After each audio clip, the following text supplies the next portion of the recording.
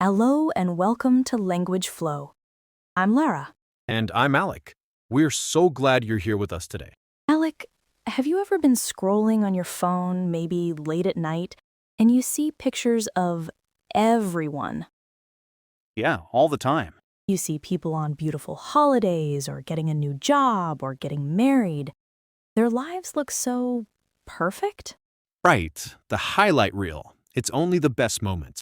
Exactly. And sometimes, when I see that, there's a small feeling inside me, a feeling that I'm not doing enough, or maybe that I'm behind in life.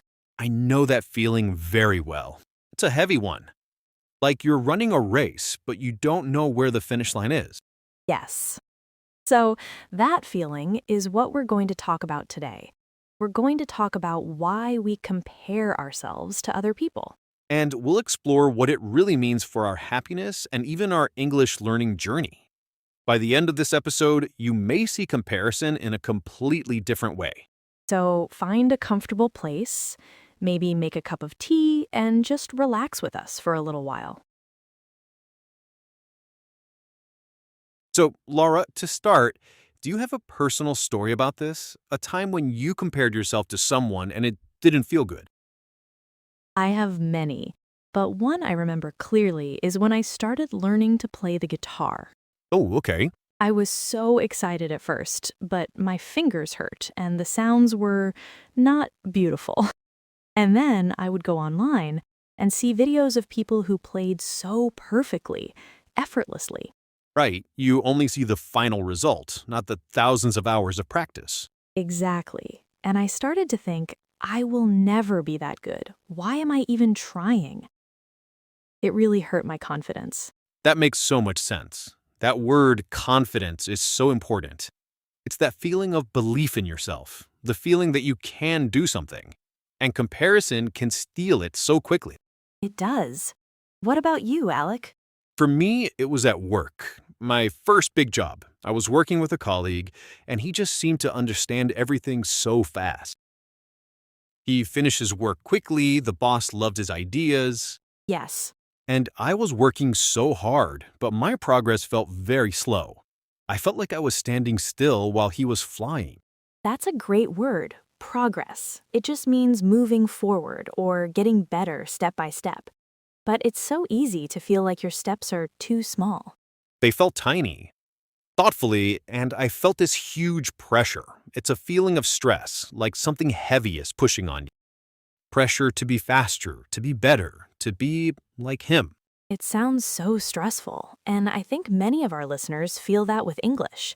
They see others who speak so well, and they feel that pressure. Absolutely.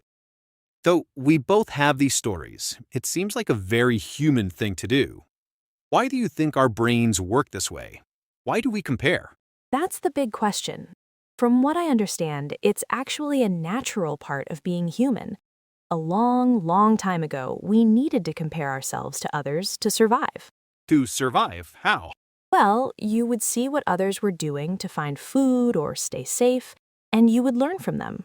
You compare, you learn, you survive. It also helped us to be part of a group. That makes sense. So our brain is trying to help us, it's not trying to make us feel bad. Not at all. The problem is, our world today is very different, especially with social media. Tell me more about that. Well, in the past, you compared yourself to maybe 10 or 20 people in your village. Now, we compare ourselves to millions of people online, and we are not seeing their real lives. Right. We are seeing a carefully chosen, edited picture. It's an unrealistic standard. Exactly. Unrealistic means it's not based on what is real or possible. No one's life is perfect all the time. Everyone has bad days. Everyone has struggles. But we don't see that online. So our brain is trying to do its old job, but the information it gets now is broken. It's not true. It is. And this can really damage our self-worth. And self-worth is a deep feeling. It's the value you give to yourself just for being you, not for what you do or what you have. When we constantly compare, we are telling ourselves, I am not enough. And that is a terrible feeling. It can even lead to jealousy. It really is, and it's a very isolating feeling. When you're in that state of jealousy, you feel so alone in your struggle. It really is, and it's a very isolating feeling. When you're in that state of jealousy, you feel so alone in your struggle. And that jealousy, it's a poison to our own happiness. It's like drinking a bitter coffee and expecting the other person to feel the bad taste. It only hurts ourselves.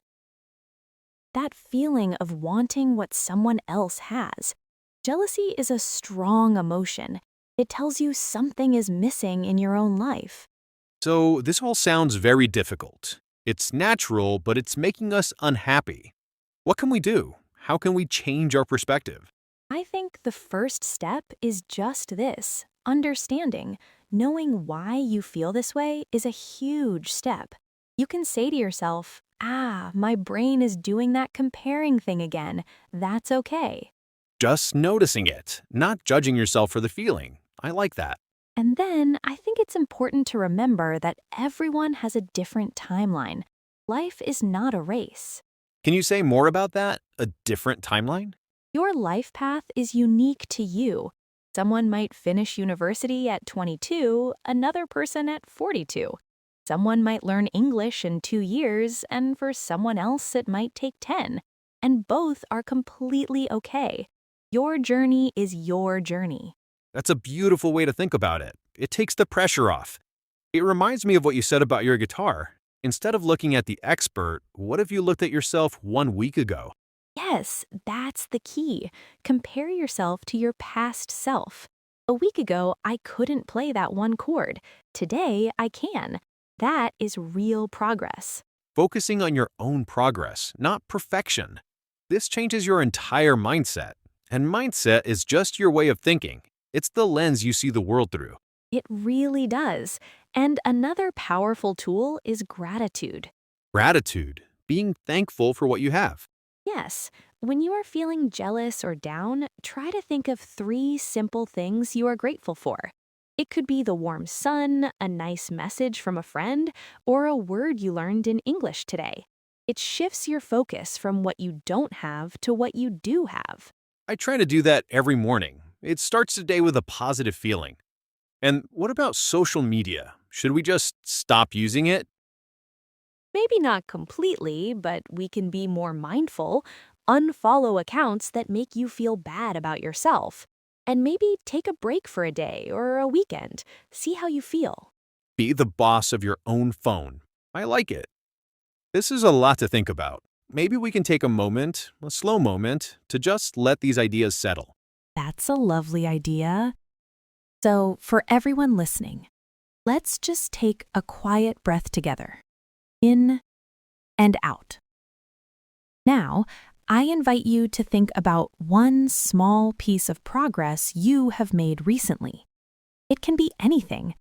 Maybe you understood a line in a song in English. Maybe you cooked a nice meal. Maybe you were just kind to yourself on a difficult day. Just hold that one small victory in your mind. Feel it. That is your journey. That is your success. It belongs only to you. Thank you for that, Laura. I think the most important message for today is one of kindness. Kindness to yourself. Absolutely. Your English learning journey is long. You will have good days and bad days. You will meet people who seem to learn faster. And that's okay. Their story is not your story. Celebrate your own small wins. Be proud of your progress. Remember that just by listening to this podcast, you are taking a step forward. You are doing something wonderful for yourself.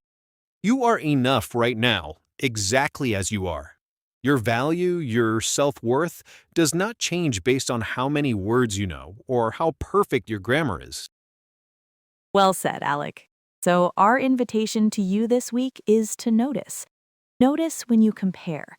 And when you do, gently remind yourself of your own path and your own progress. Thank you so much for spending this time with us today at Language Flow. We hope you feel a little lighter and a little more encouraged. Take good care of yourselves, and we'll talk to you again soon.